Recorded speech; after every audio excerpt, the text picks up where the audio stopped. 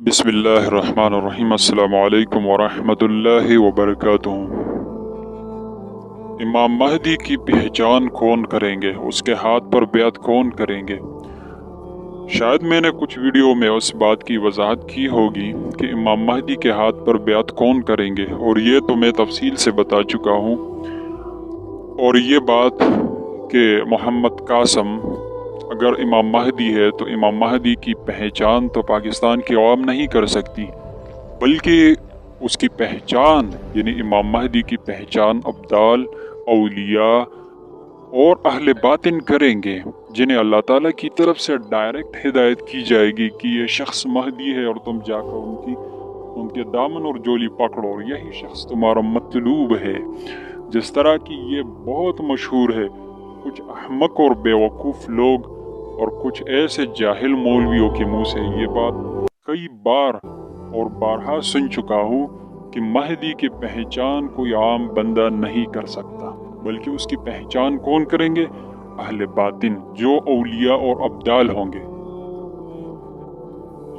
ये इस तरह के मैसेज और कमेंट्स मुझे कुछ दिनों से आते रहते हैं, और जब भी मैं कोई वीडियो अपलोड करता हूँ तो उसके नीचे यही कमेंट्स आते हैं।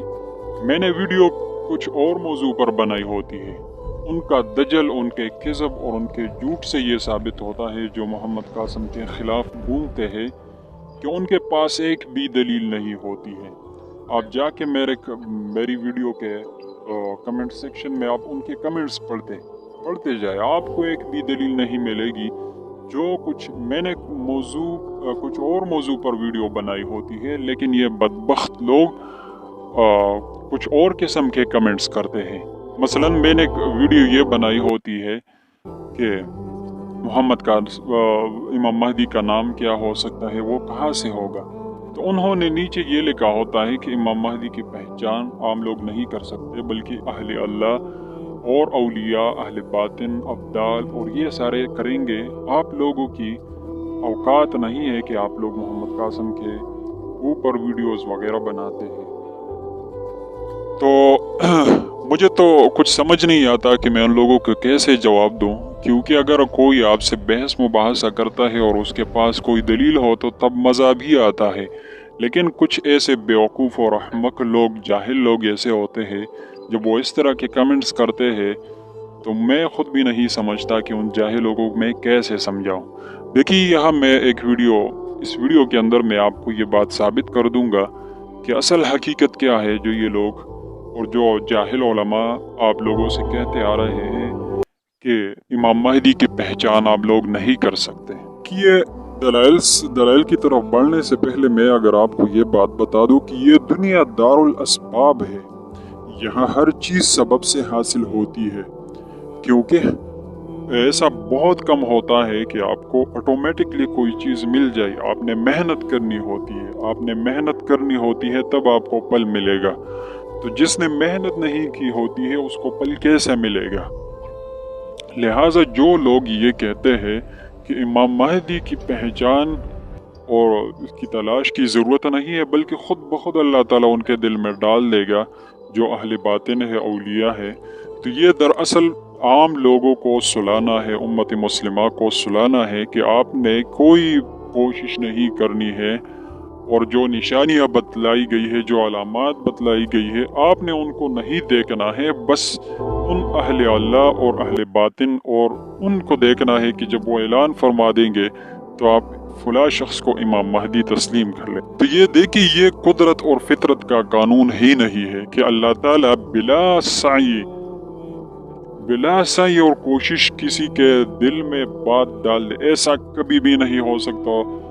और ये बिल्कुल झूठ है, फ़रेब है। उम्मत मुस्लिमा को सुलाना है ताकि वो इन निशानी और अलामात से दूर रहे जो हदीस के अंदर बतलाई गई है।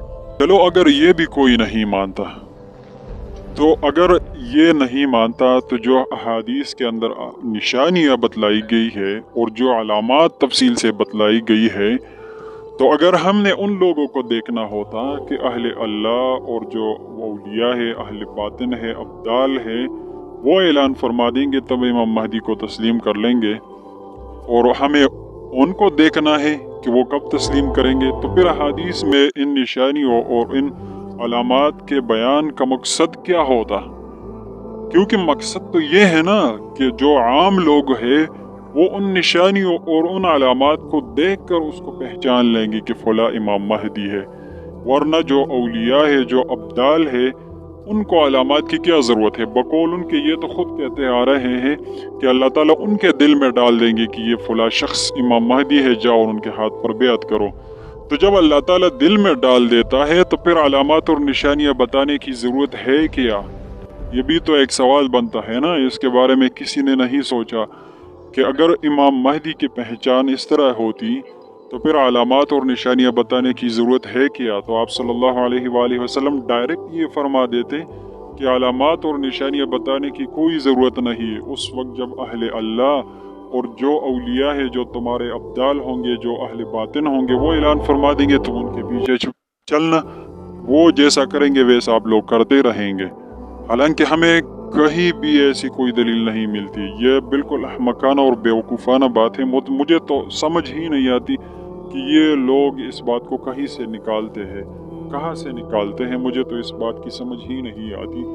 कोई भी एक दलील पेश करे, मेरा पूरे दुनिया के उलमा और पूरी दुनिया के अवाम को ये चैलेंज है कि कहीं से एक दलील पेश करे कि इसमें ये लिखा हुआ हो कि इमाम महदी की पहचान आम लोग नहीं कर सकते बल्कि अहले बातिन और औलिया और अब्दाल ही करेंगे। तो मैं ये बात तस्लीम कर लूँगा कि हाँ, उनकी बात दुरुस्त है और हम इस बात से पीछे हट जाएंगे।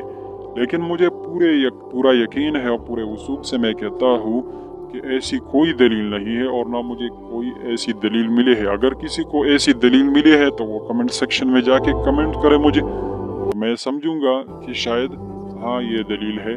लेकिन अगर दलील ही नहीं है और किसी से सुना भी नहीं है तो फिर सुनी सुनाए बातें फैलाना और इसका क्या मकसद है? अगर कोई आलिम आपसे ये कहता है, कोई आलिम ये बात करता है, तो आपने उसकी बात नहीं माननी है। आपने कुरान और हदीस की बात माननी है, जो कुरान में लिखा हुआ है। आलिम अगर कोई बात कुरान व हदीस के मुताबिक आपको कह देता है तो आपने उसको मानना है, क्योंकि आप उसकी बात इस हैसियत से नहीं मानते कि ये आलिम की बात है, बल्कि आप उस हैसियत से मानता है कि वो कुरान व हदीस की बात है, वो आप सल्लल्लाहु अलैहि वसल्लम की बात है। तो जो लोग ये कहते हैं या जो उलमा ये कहते हैं, तो आप उनसे ज़रा दलील पूछिएगा कि इसकी दलील क्या है। किसी हदीस, किसी आयत से, किसी असर से ये बात साबित कर दे, लेकिन वो आपको कभी भी दलील पेश नहीं कर सकेगा। तो जब उसके पास दलील ही नहीं है तो फिर आप उस बात पर क्यों ठहरे हुए हैं कि मोहम्मद कासिम के जो फॉलोअर्स हैं उनके ऊपर आप एतराज़ उठाते हैं कि आप लोग क्यों मैदान में आ गए हैं और इमाम महदी को मैदान में लाए हैं, जबकि सारे उलमा और ये फुला बड़े इतने बड़े लोग खामोश है। तो खामोशी ये कोई दलील नहीं है, बल्कि हक की तरफ आना ये बड़ी बात है। अगर कोई कोशिश नहीं करता, कोई मोहम्मद कासिम के ख्वाब ही नहीं पढ़ता, तकब्बुर में आकर और इनाद बहुत हसद में आता है, तो उसका कोई तो इलाज ही नहीं है, चाहे वो कोई बड़ा आलिम हो, कोई बुजुर्ग हो। इसका इस बात का कोई एतबार नहीं है। और दूसरी बात ये है कि जो लोग ये कहता है कि इमाम महदी की पहचान आम लोग नहीं कर सकते, तो ये दरअसल उन रिवायात, जो रिवायत बहुत सारी रिवायत में तहरीफ करना है, उनका मजाक उड़ाना है, नऊज़ुबिल्लाह उनके मानी और उनमें तहरीफ कर डालना है। आइए मैं आपको ये बात साबित कर दूंगा कि ये कैसे। जैसा कि अबू दाऊद में सही और हसन रिवायत है कि इसमें आता है कि मदीना वालों में इख्तिलाफ पैदा हो जाएगा एक खलीफा के इंतकाल के वक्त। तो मदीना से एक शख्स मक्का की तरफ भागेगा उस खौफ की वजह से कि कहीं लोग मुझे खलीफा मुकर्रर न कर दे, लिहाजा वो मक्का चले जाएंगे। मक्का के कुछ लोग उसको बाहर निकाल देंगे और उसके हाथ पर ज़बरदस्ती बैत कर लेंगे, अगरचे वो इस बात को नापसंद फरमाएगा कि मैं میری ہاتھ پر بیعت لی جائے گی، لیکن لوگ اس کے باوجود اس کے ہاتھ پر بیعت کر لیں گے۔ اس کے بعد جب بیعت ہو جائے گی، یہ سارا معاملہ ہو جائے گا، تو اس کے خلاف ایک لشکر بھیجا جائے گا امام مہدی کے خلاف، اس سے لڑنے کے لیے۔ تو جب وہ مقام بیضاء میں پہنچ جائے تو وہ لشکر سارا کا سارا لشکر زمین میں دسا دیا جائے گا۔ جب لوگ یہ واقعہ دیکھ لیں گے اپنی آنکھوں سے، تو اس کے بعد ابدال اور اولیاء آ جائیں گے، یعنی عراق کے اولیاء اور شام کے ابدال آ جائیں گے اور امام مہدی کے ہاتھ پر بیعت کر لیں گے۔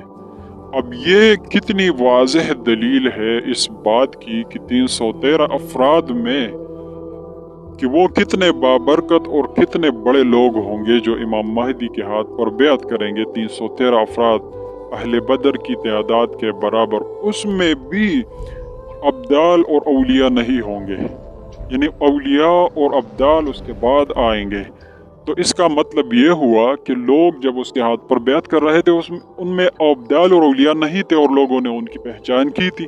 تو اب جو بے وقوف اور جو احمق لوگ یہ کہتے ہیں کہ امام مہدی کی پہچان ابدال اور اولیاء کریں گے، تو اس کا مطلب تو یہ ہوا کہ جو وہاں پر لوگوں نے بیعت کی ہوتی ہے، نعوذ باللہ وہ سمجھے نہیں اور انہوں نے ایک جھوٹے کے ہاتھ پر بیعت کی ہے، اور پھر بعد میں ان کو پتہ چل گیا کہ ہاں یہ تو صحیح مہدی ہے کیونکہ ابدال اور اولیاء آ گئی۔